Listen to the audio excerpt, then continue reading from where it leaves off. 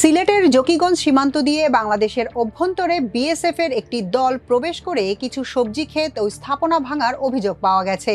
রোববার সকাল 9:30টার দিকে সিলেটের জকিগঞ্জ উপজেলার কুশিয়ারা নদীর তীরে 9 নম্বর মানিকপুর ইউনিয়নের রসুলপুর সীমান্তে এ ঘটনা ঘটে।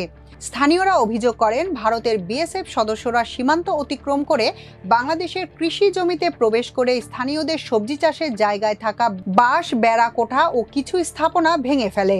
খবর পেয়ে বিজিবি এবং বিক্ষুব্ধ স্থানীয়দের প্রতিবাদ, প্রতিরোধে ও ধাওয়া খেয়ে বিএসএফ পালিয়ে যেতে বাধ্য হয়।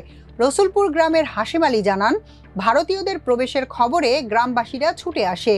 আমাদের প্রতিরোধে বিএসএফ সীমান্ত পেরিয়ে যেতে বাধ্য হয়।